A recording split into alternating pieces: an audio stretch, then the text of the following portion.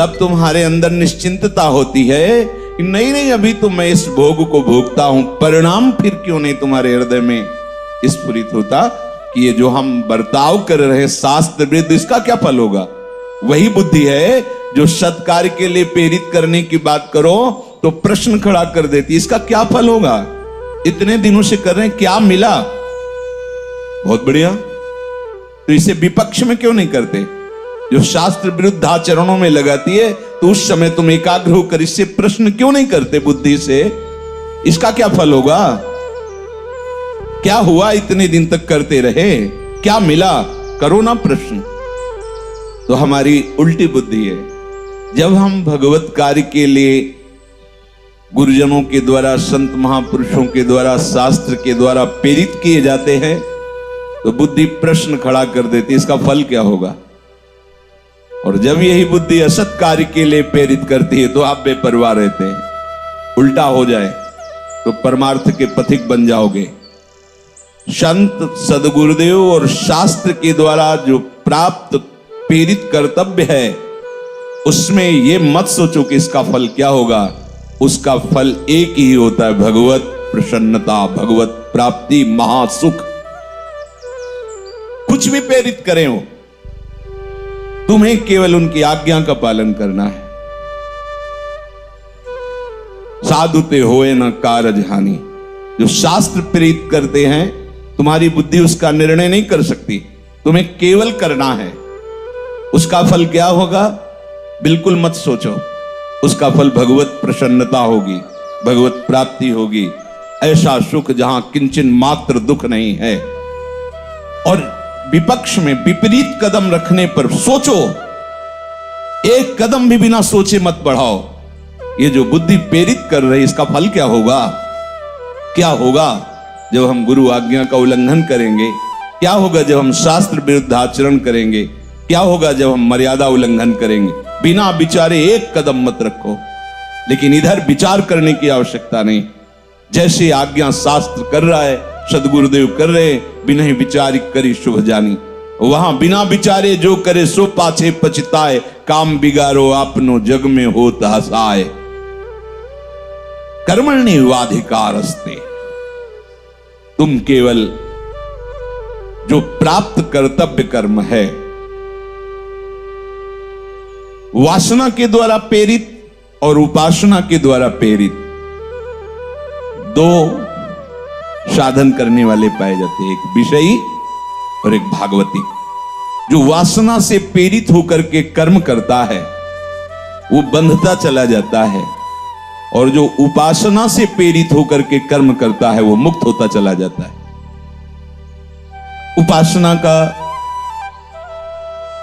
प्रधान स्वरूप है शास्त्र और सदगुरुदेव के वचन ही प्रमाण है, मनमानी बिल्कुल नहीं। वो क्या बोल रहे हैं बिना विचार करके आप करिए, आगे चलकर आप देख लेंगे उसका परिणाम क्या होगा। एक बहुत ही हिंसात्मक वृत्ति वाले जवान, बलवान, जो भी मिले छीन लेना और जान से मार देना। एक दिन एक कोई भगवत अनुरागी महात्मा वहां से निकले, उन्होंने भी वैसी ही चेष्टा करनी चाहे उन महात्मा से, तो मुस्कुरा दिए, क्योंकि ऐसे लोग महात्माओं की दृष्टि में बालक हैं, बच्चे हैं। तो उन्होंने कहा, बेटा ये जो तुम कर रहे हो परिणाम कभी सोचा है इसका? इतने अमृतमय वचन, इतना प्यार भरा वचन कि ऐसे हिंसक कठोर हृदय में उनका प्रहार हुआ। देखो संतों के वचनों का प्रहार, टूटा हृदय। लगा कि कैसी अमृतमयी मिठास इनके वचनों में है। जो हिंसात्मक वृत्ति थी वो द्रवण क्रिया में बदलने लगी। घुटने टेक कर बैठ गए और हाथ जोड़ा, बोले भगवान आपके दर्शन से और आपके वचन से मेरे हृदय में कुछ परिवर्तन हो रहा है। ऐसा लग रहा है कि मैं बहुत नीच और गलत हूं। जैसे दर्पण के सामने जाओ ना तो असली रूप दिखाई देता है, ऐसे साधु समागम में अपना असली परिचय मिलता है। प्रकाश होता है ना वहां ज्ञान का, तब लगता है मैं कितना अधम हूं, कितना गंदा हूं। जैसे संसारी पुरुषों के बीच में आपको अहम दर्शन कराएगा अपना, मैं इससे तो श्रेष्ठ ही हूं, लेकिन साधु सभा में आपका असली परिचय मिलेगा। जिस सभा में जाने पर अपने अवगुण चुभने लगे, अपने दुराचरण अपने को जलाने लगे, तो जान लेना साधु समागम में हमारा प्रवेश हो रहा है। वहां पहुंचते ही आपके हृदय में एक जलन पैदा हो जाए, मैं कितना नीच हूं, मैं कैसा अवगुणी हूं। ऐसा ही हुआ, क्योंकि संत दरस जिम पातक टरहीं, पाप अंधकार नष्ट हुआ, घुटने टेक दिए, कहा भगवान मैं तो बहुत कठोर हृदय हिंसक हूं, क्या करूं। जब से शुद्ध संभाली तब से यही कर रहा हूं।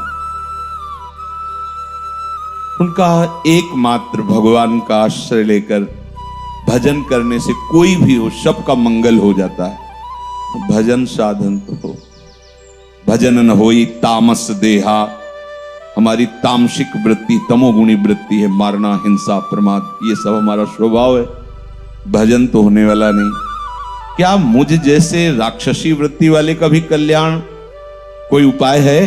हां, मैं तुम्हें दीक्षा दूंगा,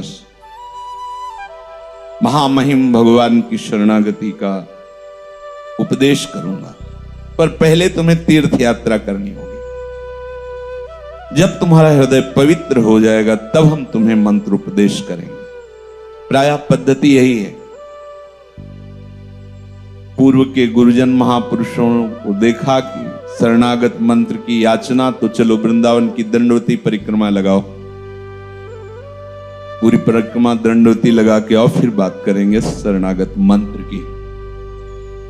वो विरक्त भेष निज जो गिरिराज जी की पूरी दंडवती परिक्रमा लगाओ, पहले पवित्र हो तब हमारी बात समझोगे। तो उनका भगवान मैं कैसे समझूंगा कि मेरी तीर्थ यात्रा सफल हुई, मेरा हृदय पवित्र हो गया और आपके शरणागति के लायक बन गए। उन्होंने एक लकड़ी दी और कहा जिस समय तुम पवित्र हो जाओगे, ये सूखी लकड़ी में हरे हरे किनगे आ जाएंगे। सदगुरु के वचन, प्रणाम किया और चल पड़ा।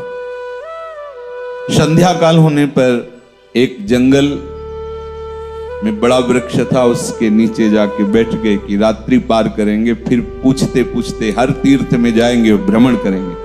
पास में लकड़ी रख ली और विचार करने लगे कि संत कितने कृपाल होते हैं, कहां मैं हिंसक नीच आचरण वाला, और कहां वो प्रेरित करके तीर्थ याटन में भेज रहे हैं।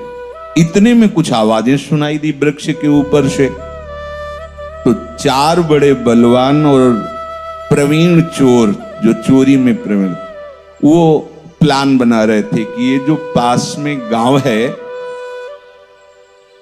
इन लोगों ने पीछे जब चोरी की थी तो हम पर हमला किया था, आज हम इन पर हमला करेंगे। चारों तरफ से आग गांव में लगा दो, जो निकले बस मारो, सबको मारो।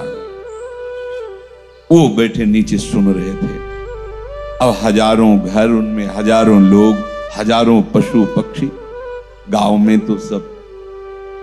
उसने विचार किया कि तीर्थ यात्रा को तो जा ही रहे हैं, अगर इन चारों को मार देते हैं तो लाखों जीवों की रक्षा हो जाएगी। आग लगाएंगे चारों तरफ से गांव में, तो चींटी से लेके मनुष्य पशु पक्षी सब जल जाएंगे। और इन लोगों का कथन है कि जो बाहर निकलेगा उसको मार देंगे। तो अगर हम इन चारों को मार देते हैं तो जहां सैकड़ों को मारा है, चार इसमें और जुड़ जाएंगे, तीर्थ यातन तो जा ही रहे। बहुत ही हिंसक क्रूर प्रवृत्ति और बलवान था। और कहा भाई सुनो, तुम्हारा प्लान गलत है, हम बचपन से इसी प्लान में प्रवीण हैं, मारे जाओगे तुम। वो एक एक करके ही तो उतरेगा, चारों थोड़ी कूद पड़ेंगे। विश्वास हुआ उनको कि हमारा ये श्रेष्ठ है, तो ऊपर से जो नीचे तगड़ी जड़ थी पेड़ की, तो आड़ में ले जाकर मारने का स्वभाव था, चारों को मार दिया। सोचा अब यहां हत्या कर दी, यहां तो रात्रि नहीं व्यतीत करेंगे, आगे किसी और वृक्ष। छड़ी उठाई, जेवी उठाई, लकड़ी तो हरी हो गई। कहा अभी तो हमने कोई गंगा गोदावरी स्नान ही नहीं किया। गुरुजी कह रहे थे लकड़ी जहां हरी हो जाए तो वापस आ जाना, तुम्हारा हृदय पवित्र हो गया है, प्रमाण हो जाए। गुरु के वचन अब तो वापस। गुरुजी देख के हंस दिए, हिम्मत नहीं पड़ी तीर्थयाटन करने की। बोले नहीं गुरुजी, आपने लकड़ी दी थी और कहा था जहां हरी हो जाए वापस आ, तो ये तो अभी हरी हो गई। उनका कौन से तीर्थ में स्नान किया? बोले 4 को और मार दिया है प्रभु, स्नान तो नहीं, 4 हत्याएं और की। वो कहा हुआ क्या? पूरी घटना बताई। बोले देखो बेटा, जब तुम अपने सुख के लिए किसी को कष्ट देते थे, मारते थे, तो तुम्हारे लिए वो अंतःकरण की मलिनता का रूप होकर नरकगामी बनाने का पक्का रास्ता तय हो गया था। आज तुमने जो 4 को मारा और लाखों के जीवन बचाने के लिए, तो तुम्हारे को पुण्य मिल गया, तुम्हारे को सुकृत मिल गया, तुम्हारे सारे पाप नष्ट हो गए। कर्म वही है, लेकिन गुरु आज्ञा से भगवत मार्ग में कदम रखा और हिंसा ही की जो करते थे, लेकिन संत दरस से भाव पलट गया। स्वसुख वांछा से नहीं, ये सब गांव की रक्षा होगी, पशु पक्षी बचेंगे, ये भाव कहां से आया? गुरुदेव के दर्शन से, गुरुदेव के वचनों से। ऐसा सद्भाव कि सारे पाप कर्म नष्ट हो गए और वो उसी दिन दीक्षा लेकर महात्मा बन गया। कर्मण्येवाधिकारस्ते, तुम्हें केवल अपने कर्म से जो प्राप्त कर्तव्य है उसमें यह नहीं है कि यही कर्म होना, कोई खास बात नहीं कि यह कर्म करना है तुम्हें जो इसीलिए प्राप्त शब्द है। जैसे पुत्र है, वयोवृद्ध माता पिता हैं, कोई दूसरा उनको देखने वाला नहीं है और वो जवान बेटा है। अब उसका प्राप्त कर्तव्य जो गृहस्थ धर्म में है, प्राप्त कर्तव्य है माता पिता की सेवा करना। अगर ऐसी स्थिति में उसके हृदय में सुदृढ़ वैराग्य है, अब उसके ऊपर यह लागू नहीं होगा।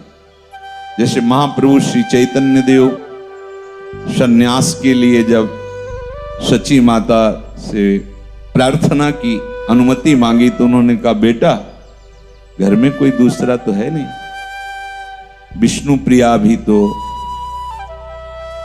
नवीन अवस्था है, वो तो आज तक बाहर ही नहीं निकली, तो थोड़ा बाजार से जहर ला के रख देना, क्योंकि कोई जहर लाने वाला भी नहीं है। तो हम दोनों, एक तुम ही बचे हो, तुम्हारे बड़े भ्राता विश्वरूप तो पहले ही, अब तुम भी जाने की बात कर रहे हो। कितना हृदय विदारक समय है। यह अभी नवीन अवस्था है विष्णु प्रिया जी की, लोक व्यवहार शून्य, और एकदम वयोवृद्ध सची माता, कैसे बनता है सन्यास का योग? इनकी कौन रक्षा करेगा, कौन देखेगा?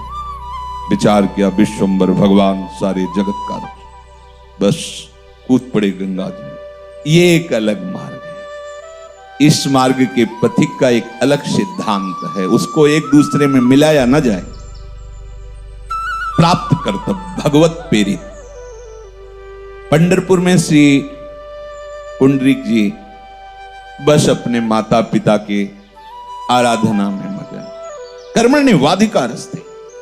वयोवृद्ध माता पिता, उनकी सेवा से जो समय मिलता कार्य करके कुछ अर्थ लाते, उसी से भोग सामग्री, और जैसे अपने प्रभु की आराधना की जाती ऐसे माता पिता की आराधना करते।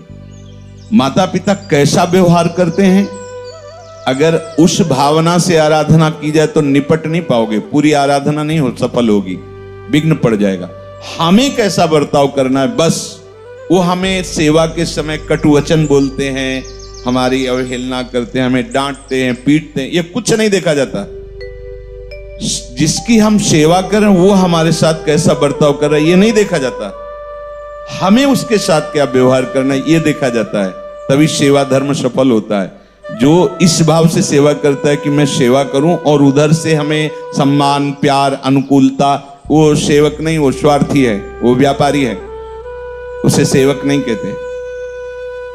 हम आपसे प्यार करते हैं, आप हमसे प्यार कीजिए, हम आपको सुख पहुंचाते हैं, आप हमको सुख पहुंचाए, ये व्यापारी है, इसे प्रेमी नहीं कहते, इसे सेवक नहीं कहते। सेवक वो है जो अपने धर्म का परिचय जानता है। सबसे सेवक धर्म कठोरा। सेवक सुख चाह, वो सेवक कैसा? मान भिखारी, व्यसनी धन, शुभ गति व्यभिचारी। कहां? रात दिन अपने वृद्ध माता पिता को जैसे भगवान की अष्टयाम सेवा, ऐसे समय मिलता भाग के जाते, कोई न कोई सेवा कर्म के द्वारा अर्थ लाते, फल फूल भोजन सामग्री सब। आठों पहर और भगवत भावना, ध्यान रखो, अच्युत भावना विहीन हर कर्म बांधने वाला होता है, और भगवत भावना युक्त हर कर्म आपको भगवत प्राप्ति करा देगा। जो शास्त्र विहित है, शास्त्र निषिद्ध तो होगा ही नहीं उससे, जो भगवत आराधना की भावना रखता है। एक बार प्रभु बहुत द्रवित हुए, क्योंकि जो सेवक होता है वो स्वामी को सेवा के बल से अधीन कर लेता है। खास बात उसमें यह होती है कि उसको अपने सुख की परवाह नहीं होती, और जब स्वामी देखता है कि केवल मेरे सुख के लिए ही है, तो उसका हृदय द्रवित हो जाता है और वो सेवक का सेवक बन जाता है। ये रहस्य है, सेवा में बहुत बड़ी सामर्थ्य है। प्रभु विट्ठल भगवान जब वो सेवा में लगे थे अपने माता पिता, पीछे से आवाज दी, पुंडरीक, जो बड़े बड़े योगियों को भी दर्शन वांछनीय है वो दर्शन कर लो, मैं स्वयं चल के आया हूं तुम्हें दर्शन देने। कौन हो? का भगवान। एक ईंट उठा के से, जब तक हम अपने भगवान की सेवा नहीं कर लेते तब तक हम आपको देखेंगे भी नहीं। ऐसे भगवान इंतजार करते हुए खड़े, आज भी वैसे ही खड़े विट्ठल भगवान। जब सेवा हो गई, माता पिता को प्रणाम किया और फिर प्रभु की तरफ देखे। प्रभु, क्योंकि सबके हृदय विहारी है, निहाल। अपने कर्तव्य कर्म में इसका क्या फल होगा, ये अगर फल की आकांक्षा की तो आप सेवा धर्म का निर्वाह नहीं कर पाएंगे। कि वर्तमान में ही प्रतिकूलता मिल रही, इतनी हम सेवा करते हैं, वो कभी हमें शाबाश नहीं बोलते, जब देखो डांटते रहते रात दिन। हम कुछ अपने सुख की बात सोचते, फिर भी हम नहीं चाहते, लेकिन ठीक से बोलें तो नहीं बोलेंगे, क्योंकि तुम्हारी बहुत बड़ी साधना चल रही है, और उस साधना की परिपक्वता के लिए प्रतिकूलता उधर से आएगी। जो सेव्य है तुम्हारा, अब तुम्हें उसमें खरे उतरना, खरे उतर गए तो एक ही फल है, भगवान की प्राप्ति। शब्द याद कर लो, ये बहुत बड़ी महामहिम बात है। कर्मण्येवाधिकारस्ते मा फलेषु कदाचन। एक बार हरिपाल जी बड़े सामर्थ्यशाली उसे ही कहते हैं जिसकी बुद्धि सतमार्ग में आरूढ़ हो और शरीर का बल दूसरों को सुख पहुंचाने में लगता हो, उसे सामर्थ्यशाली कहते हैं। जो कुमार्गगामी होता है उसे सामर्थ्यशाली नहीं कहते। जो दूसरों के स्वत्व का अपहरण करना चाहता है उसे बलवान नहीं कहते, उसे कायर कहते हैं। जो दूसरों के स्वत्व की रक्षा करता है, दूसरों को सुख पहुंचाता है और शास्त्र के अनुकूल चलता है, उसे कहते हैं सामर्थ्यशाली। शास्त्र के अनुकूल चलने में आपको विकारों को सहना होगा, प्रतिकूलता को जो सहन करता है वही सामर्थ्यशाली, उसी के आगे लगता है समर्थ। हरिपाल जी उत्तम कुल में प्रकट हुए थे। एक दिन पत्नी से विचार करके कहा कि जीवन कट तो रहा है पर नीरस सा है। ऐसा लगता है कि हमारे जीवन में एक अधूरापन है। क्या अधूरापन है समझ नहीं पा रहा, पर मेरा एक जीवन अधूरा सा, एक अशांति सी अंदर है। एक दिन एक बड़े तेजस्वी महात्मा उनके नगर से जा रहे थे, उन्होंने देखा, प्रणाम किया, भगवान घर पधारिए। सब बड़े कृपालु होते हैं। संतों को तो केवल भाव चाहिए। कोई ऐसा ना समझे कि संत तुम्हारी सेवा के भूखे हैं, रुपया पैसा भोजन के भूखे हैं, ऐसा नहीं। पर वो बहुत आदर से स्वीकार करते हैं। आप एक भी रोटी तो आपको लगेगा भूखा है ना, इसलिए नहीं, तुम्हारे भाव को पुष्ट करने के लिए। अगर वो ऐसे ना करें तो सारे जगत का दाता आके उनको पवाएगा।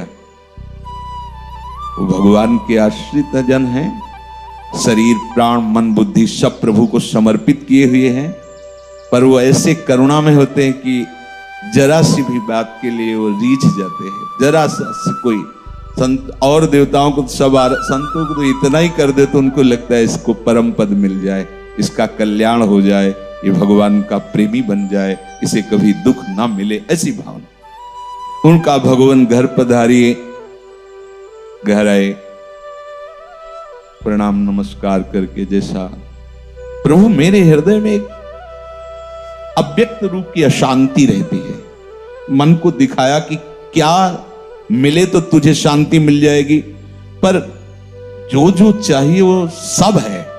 सुंदर पत्नी है, शरीर स्वस्थ है, खूब ऐश्वर्य है। तो उन्होंने कहा आपके ऊपर प्रभु की कृपा है, ये जो अतृप्ति है इसकी पूर्ति होगी भगवत प्राप्ति से। जब तक भगवान का साक्षात्कार नहीं होता तब तक जी की जरनी न जाए। बिनु देखे रघुनाथ पद जी की जरनी न जाए। ये हृदय जलता रहता है, पर उसको दिशा सही न मिलने के कारण वो भोगों में अपनी जलन शांत करने का उपाय करता रहता है। तब लग कुशल न जीव कहूं, सपने हूं मन विश्राम, जब लग भजत न राम को शोक धाम तज काम। जो चाहत है नित्य सुख, अरु मन को विश्राम, हित ध्रुव हित सो भजत रहो, पल पल श्यामा श्याम। हरिपाल जी ने कहा भगवान अभी पूर्व में कभी भजन का अभ्यास तो किया नहीं, भगवत प्राप्ति सहज में हो जाए ऐसा आप उपाय बताओ, क्योंकि हम गृहस्थ धर्म से युक्त हैं। तो उनका सहज भी है और कठिन भी है। सहज इसलिए है कि उनको कुछ चाहिए नहीं, कठिन इसलिए है कि उनका निर्वाह करना बहुत कठिन। महत्संगस्त दुर्लभ हो, अगम्यो और अमोघस्य निश्चित भगवत प्राप्ति। संत सेवा करो, निश्चित भगवत प्राप्ति हो जाएगी। बस हृदय में दृढ़ता पूर्वक स्वीकार किया।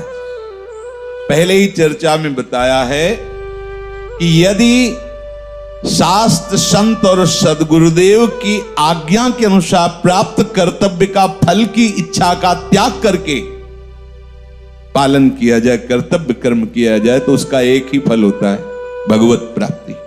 और कर्मों के तो अलग अलग अलग, लेकिन इसका एक ही फल होता है कहीं से भी।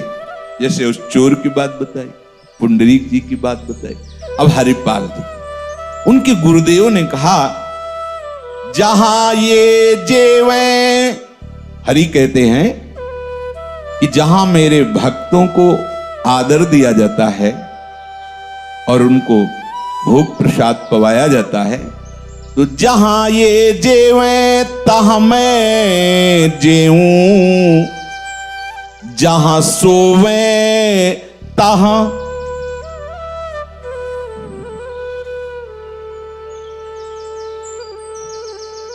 सोऊं। जहां मेरे भक्त प्रसाद पाते हैं तो मैं वही प्रसाद पाता हूं जहां मेरे भक्त पाते हैं। अर्थात भक्त की जिह्वा में बैठकर मैं रसास्वादन करता हूं। जहां मेरे भक्त शयन करते हैं मैं वहां शयन करता हूं। भगवान जो मेरे भक्तन दुख देवे, कुल समेत त्यही खोहूं। यदि कोई मेरे भक्त का द्रोह करे और सोचे कि ये तो अनाथ है, ऐसे भीख मांगते, दो चार थप्पड़ जमा दो, क्या बिगाड़ लेगा ये, हमारे पास परिवार है, सामर्थ्य है, रुपया है, पैसा है। हाँ ठीक है, वर्तमान को तुम देख रहे हो, लेकिन जो वर्तमान में विराजमान है उसको तुम नहीं देख पा रहे हो। अनंत कोटि ब्रह्मांडों का स्वामी भक्तों के पीछे ऐसे घूमता है जैसे बछड़े के पीछे रंभाती हुई गाय। भक्तन पीछे यो फिरत ज्यो बछड़ा संग गाय, जहां जहां भक्तन को कछु परत है संकट आए। आप स्वयं उस संकट में बीच में आ जाते हैं। तुरंत विभीषण पाछे मेला, सन्मुख राम सहयो सोई सेला। शक्ति को अपनी छाती पे लिया, नष्ट कर सकते थे लेकिन दिखाया कि भक्त का प्रहार मैं अपने तन पर स्वीकार करता हूं। अगर कोई मेरे भक्त से द्रोह करके उसका अमंगल अहित करना चाहे तो उसके कुल समेत को नष्ट कर देता हूं। जो मेरे भक्तन दुख देवे कुल समेत ते खो, राम रोष पावक सो जरई। जहां ये मेरो करे कीर्तन तहां करूं मैं बाशा। इन्हीं के पीछे उठ धाऊं, मोही इन्हीं की आशा। तज अभिमान प्रेम सो सेवे, सोई मोकू पावे।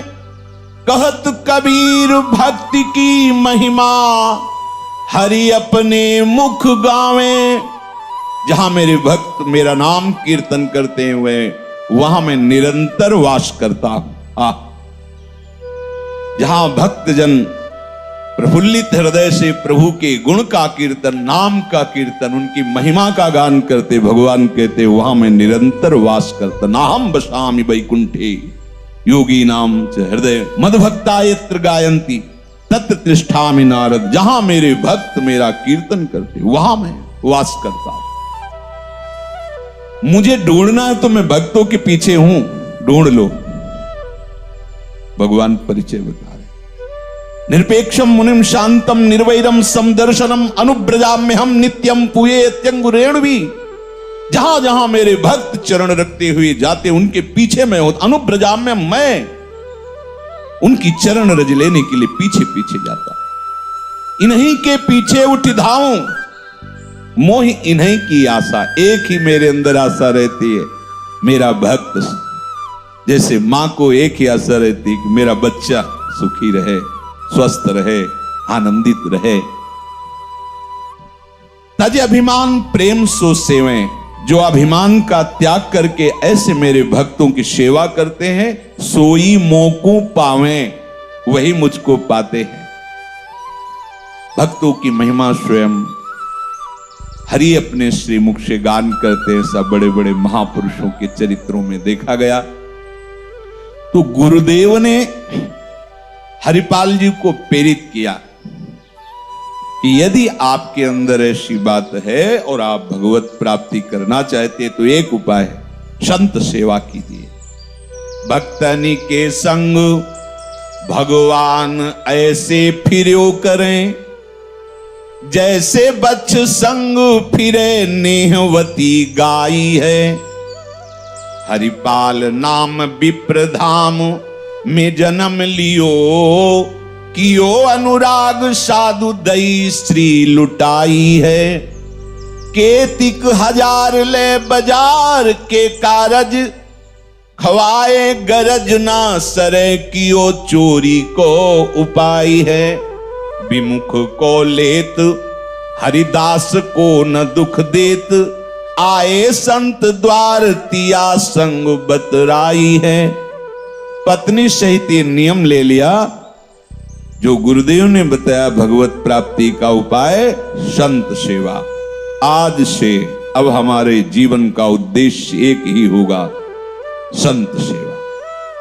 संत भगवान पधारे, उनकी सेवा करें, उनकी जूठन पाएं, बस यही हमारे जीवन का उद्देश्य। अब जब यही उद्देश्य केवल रहेगा और कोई कार्य नहीं होगा तो बाहर से धन की आय बंद हो जाएगी।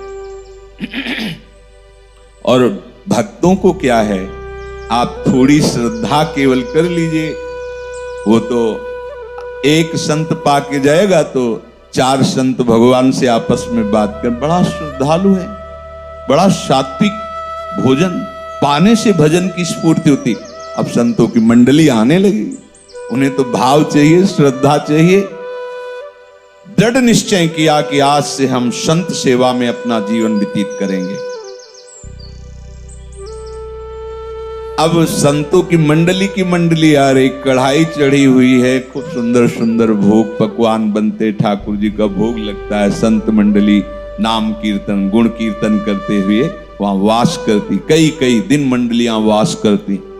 अब तो कुछ समय में ऐसा प्रचार प्रसार हुआ कि भारत के तीर्थों में एक दूसरे से चर्चा करते तो जैसे तीर्थों को लोग जाते ऐसे हरिपाल जी के घर आने लगे संत भगवान के प्रेमी भक्त जन, वैष्णव जन।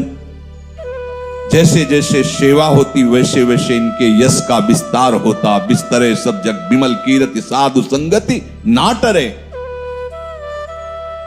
अब आए तो थी नहीं, क्योंकि एक ही उद्देश्य हो गया, संत सेवा तो जितना था वो लगना प्रारंभ हुआ। संत सेवा बढ़ती गई, धीरे धीरे धीरे धीरे जो जमा हुआ धन था वो धीरे धीरे प्रभु के भक्तों की सेवा में सब खर्चा हो गया। अब संतों का तो आना बंद नहीं हुआ, तो कर्जा लेने लगे। सब खत्म का मतलब जमीन बेच दी, जो कीमती जेवरात तो सब बेच दिए, अन्न धन सब राधे राधे संत सेवा में। जब कुछ नहीं तो कर्जा लेने लगे। अब कर्जा भी तो तभी पटाया जा सकता है जब कुछ व्यापारी, अब कुछ रह ही नहीं गया, तो कर्जा देने वाले कुछ कुछ दे के कर्जा कि भाई सम्माननीय व्यक्ति है, भगवान के भक्त हैं, पर कभी ये 5 रुपए वापस नहीं करेंगे, पता है, क्योंकि सब। अब अगली बार जब मांगने गए तो हाथ जोड़ दिया कि हमारे भी परिवार है, क्योंकि सब उन पर श्रद्धा करते थे। संत सेवा शब्द एक पर। एक दिन संत मंडली आई,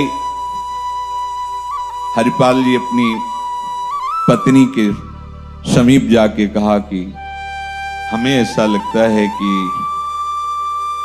आज जो है हमारी जो नियमावली है संत आराधना आज टूट जाएगी, कुछ है नहीं, क्या करूं? आप ऐसा करो, किसी पड़ोसी से कुछ भी मांग लो, विमुख न जाए। जो भगवत प्रेमी महात्मा जन आए, उनका कई बार जा चुकी हूं, वापस कर देते हैं, दरवाजा ही बंद कर लेते हैं, कोई कुछ देता ही नहीं। विचार किया कि क्या करना चाहिए।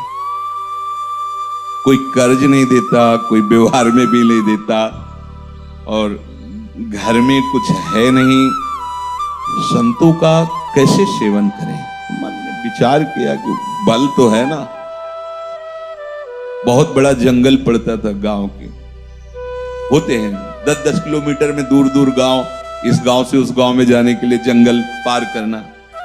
बलवान थे, भाला हाथ में लिया और निश्चय किया कि उनका भी मंगल होगा जो भगवान नाम जप नहीं करते और भक्त नहीं है, और कुछ भी हो छीन करके हम साधु सेवा करेंगे। अब देखो, कर्म तो निकृष्ट हुआ ना, लेकिन गुरु आज्ञा संत सेवा, जीवन का लक्ष्य संत सेवा। कोई कोई उदाहरण देने लगते हैं हरिपाल जी का, तो पहले अपना सब संत सेवा में लगाओ, खाने को न रह जाए, फिर आगे आप उदाहरण हरिपाल जी का दो। अब तुम तो लाखों की उसमें बेईमानी की और सोचा कि इतने से इतना दे देंगे तो चल, वो नहीं चलेगा, तो घर फूक तमाशा देखना होगा इसमें। हरिपाल जी का उदाहरण तब आप दे सकते हैं कि चोरी तो हरिपाल जी भी करते थे, तो हम थोड़ा टैक्सी की चोरी कर ली, ये कर ली, वो चोरी कर ली, या ऐसे, और हम वो संत सेवा में थोड़ा उसका हिस्सा दे देंगे तो धन पवित्र हो जाए। भूल मत करना, वो अधर्म है, वो अधर्म हो रहा है। हरिपाल जी घर फूक तमाशा देखे, पहले अपना सब कुछ न्योछावर कर दिया। अब देखो भावना कैसी है, विमुख को लेत हरिदास को न दुख देत। जो भगवत विमुख है उसका छीन लेते और कहां लगाते, संत सेवा में। इसका भी मंगल होगा। गले में कंठी और मुख में कहीं धोखे से भी रामकृष्ण हरि निकल गया तो हरिपाल जी मार्ग से हट जाते थे। जब वो निकल जाता तो उसकी रज माथे पे लगाते, कभी उसको। और अगर प्रपंच की वार्ता कंठी तिलक और नाम नहीं, तो भाला गले में रख देते, जो है सब उतरा लेते, सोना चांदी रुपया जो भी जैसा, और वो संत सेवा में लगाते। अब उस गली में ये प्रचार प्रसार हो गया कि कंठी तिलक वाला, नाम कीर्तन वाला लूटा नहीं जाता। अब उस गली से निकलना है गांव के जंगल से, तो कंठी तिलक बांध के निकलना है, बाद में भले झोली में डाल ले, जेब में डाल ले, क्योंकि हरिपाल जी और बहुत बलवान थे और भगवत तेज से युक्त थे। उनके सामने ऐसा थोड़ी कि कोई विरोध कर सके। अब एक दिन बहुत से जैसे स्वाभाविक संत आते थे, आए, वहां जंगल में कोई जाता ही नहीं, अगर जाता तो रामकृष्ण हरि बोलते हुए जाता। अब हरिपाल जी चोरी कर नहीं सकते, अगर वो राम बोला, कृष्ण बोला, हरि बोला तो भाला नहीं तानेंगे। कंठी है, तिलक है, नहीं, हरिदासत्व नहीं, बिल्कुल नहीं। जो हरिदासत्व सही, बिल्कुल नहीं। उदास होकर के बैठे थे, संत भगवान आए, पत्नी से कहा आप क्या करूं, अब तो लूटने को भी कोई नहीं तैयार कि आ भाई उसको मैं लूट लूं, क्योंकि यहां सब कंठी तिलक वाले, सब नाम वाले। देखो भक्त का प्रताप देखो, भयवश वहां से निकलना है, जो 2-4 किलोमीटर रास्ता है, जोर जोर से बोलना पड़ेगा उसको, रामकृष्ण हरि। रुक्मिणी जी से ठाकुर जी ने कहा, द्वारिकाधीश ने, तैयारी, अब मुझे जाना है एक भक्त से मिलने के लिए। बैठे कृष्ण रुक्मिणी महल तहां सोच पर्यो। इधर अगर भक्त सोच में पड़ा है कि कैसे भगवत प्रेमी महात्माओं को विमुख जाने दें, पर हमारे पास कुछ है नहीं और लूटने के लिए कुछ नहीं, क्योंकि अब वहां से जो निकलता प्रचार प्रसार हो गया। बैठे कृष्ण रुक्मिणी महल तहां सोच पर्यो। हरियो मन साधु सेवा साहू रूप कियो है। पूछी चले कहां, कही भक्त है हमारो एक, तो मैं हूं आऊं आओ, आए जहां पूछ लियो है। भगवान श्रृंगार कर रहे हैं, कृष्ण रूप से नहीं, साहूकार सेठ रूप से, बड़े बड़े सोने के हीरे जड़ित कड़ा हार, ये सब। रुक्मिणी जी का जय जय कहां, बोले एक भक्त के यहां जाना है, उत्सव में सम्मिलित होना है। प्रभु आप जब जाते तो अकेले निकल जाते हो, हमारी भी इच्छा है। भगवान ने कहा शारदा सहाय हुई, क्योंकि हमसे ज्यादा श्रृंगार ये करेगी। भगवान ने कहा वैसे तो हम अकेले भक्त के पास जाना चाहते, पर आज तुम्हारी इच्छा नहीं, आज चलो। ऐसा भक्त है कि तुम्हें सब श्रृंगार करके चलना होगा। वो मन में सोचती, मतलब भक्त क्या कोई ऐसा कि श्रृंगार जरूरी है हमें। प्रभु ने कहा प्रभु एक एक कीमती अंगूठी अपने साथ, पूरा श्रृंगार। रुक्मिणी जी ने कि जब प्रभु इतना पूरा श्रृंगार, तो और अब वो तो महालक्ष्मी है और भगवान की प्रधान पटरानी है, द्वारिकाधीश की श्रृंगार। अब हरिपाल जी के दरवाजे संत हैं और गांव के बाहर वो टहल रहे हैं कि क्या करूं क्या करूं।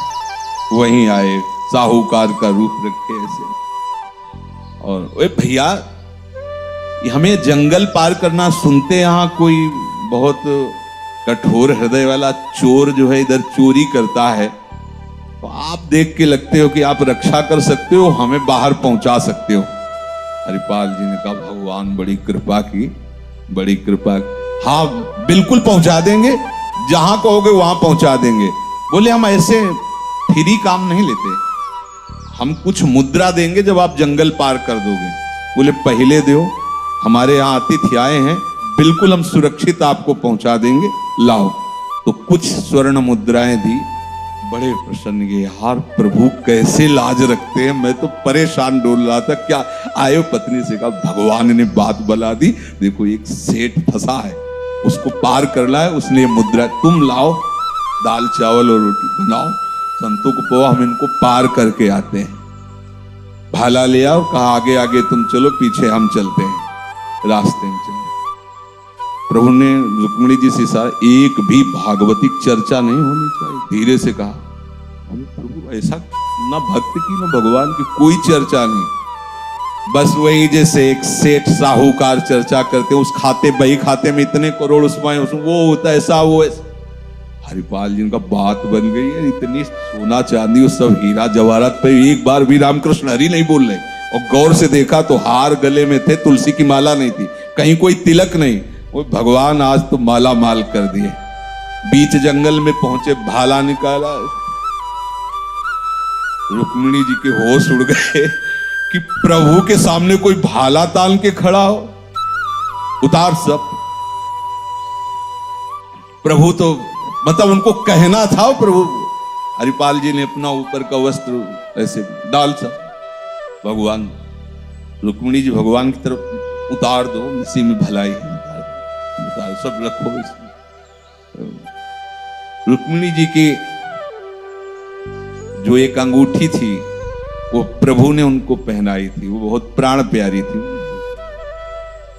हरिपाल जी ने भाला रखा रुक्मिणी जी गले, उतार इसको, 5, 7, 10 संत इसमें पाएंगे।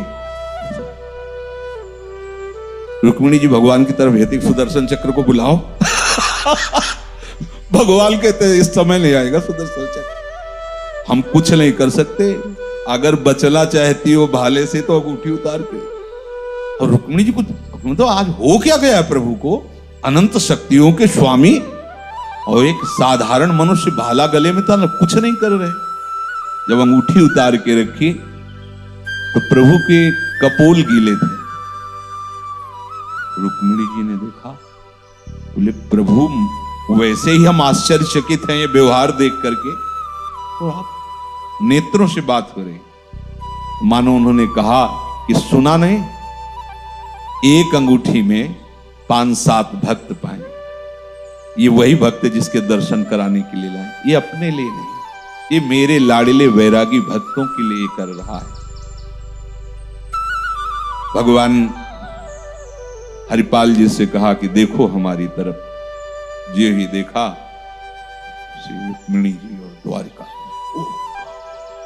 साष्टांग भगवान के चरणों, प्रभु बहुत बड़ा अपराध हो गया। स्वामी की तो सेवा आराधना की जाती है, मैं ऐसा नीच कि अपने इष्ट के गले में भाला तान रहा हूं। प्रभु मैं बहुत नीच हूं, बहुत अदम का नहीं, मैं तुम्हें बहुत प्यार करता हूं क्योंकि तुम हमारे भक्तों से प्यार करते हो। बोले प्रभु ये अब नहीं चाहिए आभूषण, ये सब नहीं, ये ले जाओ, ये ऐसे आभूषण नहीं है कि बेचोगे तो खत्म हो जाएंगे, ये अनंत काल तक तुम खर्चा करते रहो, तो अब किसी और की आवश्यकता नहीं, क्योंकि ये सब भगवत स्वरूप आभूषण, इनसे प्रकट होते रहेंगे ऐश्वर्य, तुम्हें अब अन्य की जरूरत। बोले प्रभु अगर कोई ये संत सुन लेगा कि भगवान का इस तरह से व्यवहार करके इन्होंने आभूषण लूटा, तो क्यों पाएगा, क्योंकि तो आराधक हैं, आपके दास हैं, वो ऐसा कैसे पाएंगे। बोले आपने भगवान को थोड़ी लूटा, आपने तो साहूकार को लूटा है, तो कोई नहीं जानेगा, हम ही आप तो हैं, और जानेगा कोई, तुम ले जाओ। तो बोले प्रभु एक और बात है कि साधु सेवा में बाहरी सेवा तो हमारी है, लेकिन आंतरिक पूरी सेवा तो पत्नी की है।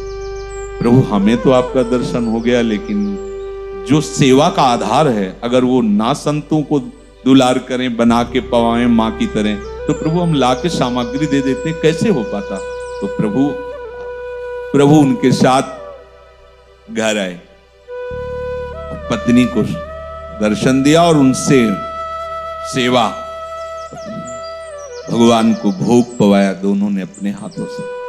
देखो कर्मण्ये वाधिकारस्ते मां फलेषु कदापि, जो केवल शास्त्र सम्मत सदगुरुदेव की आज्ञा, संत सेवा, भगवंत सेवा या किसी भी जीव की सेवा की भावना, सुख देवे को चावचित, सुख लेने की भावना नो, उसका एक ही फल होता है, कहीं भी भगवत प्राप्ति। कई बार सुना है, कश्यप नाम के तपस्वी तपस्या कर रहे थे।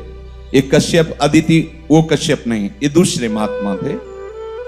तो एक वृक्ष के नीचे ऐसे ध्यानस्थ हो रहे थे, तो एक बगुली ऊपर से वीट कर दिया, छप से गिरा के दृष्टि खुली, रोष आया, वो भस्म हो गई, जल गई।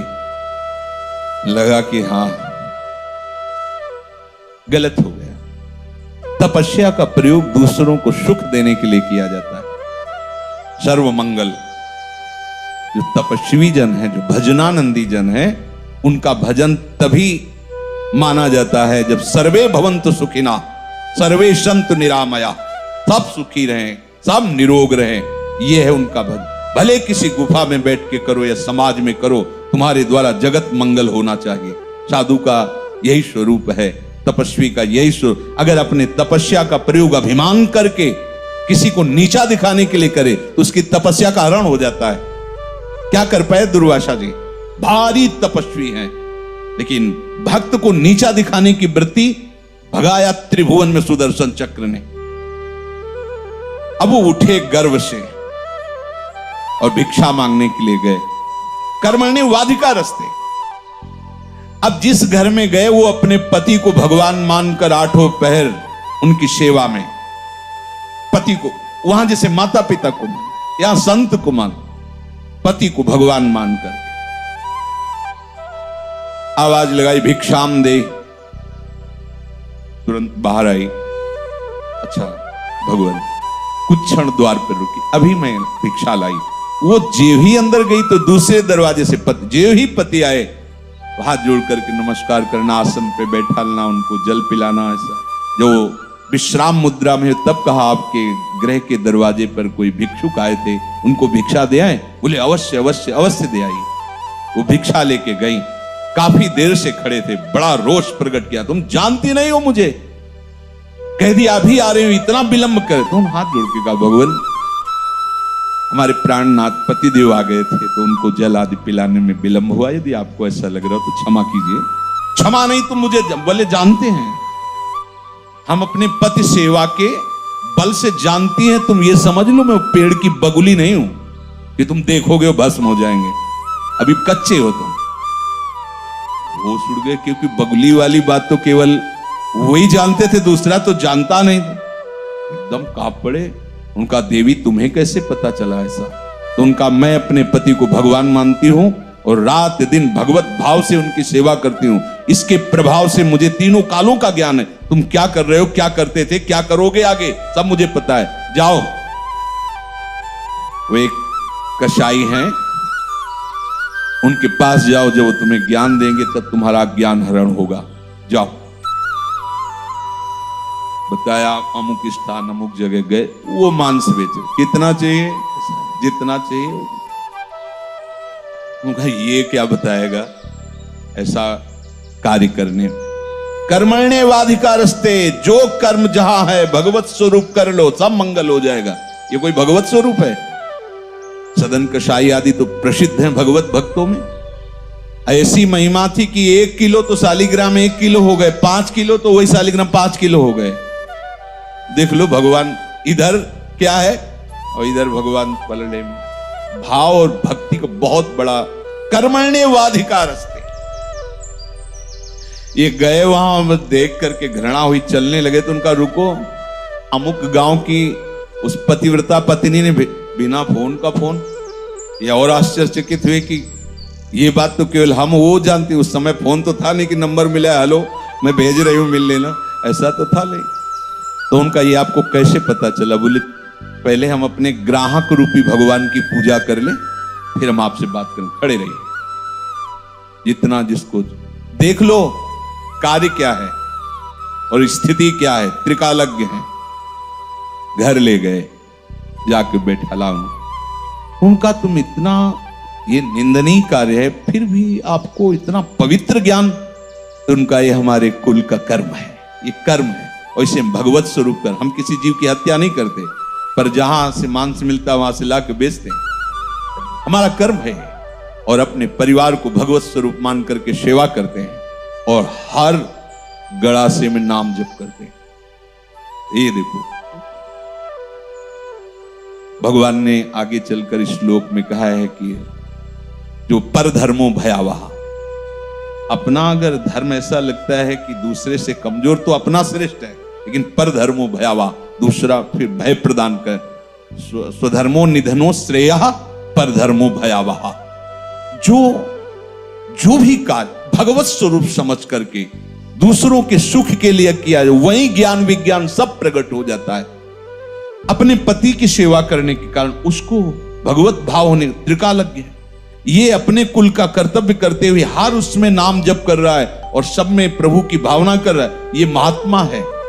वो संत सेवा के निमित्त ऐसा जो शास्त्र सम्मत संत सदगुरुदेव उपदिष्ट प्राप्त कर्तव्य कर्म को करता, उसका एक ही फल होता है भगवत प्राप्ति, सदानंद, ज्ञान विज्ञान वैराग्य से संपन्न।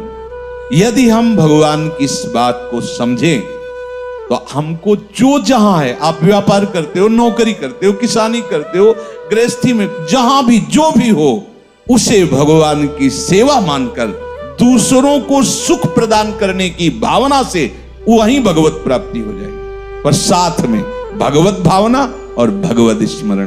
शेष चर्चा आगे। श्री राधा वल्लभ।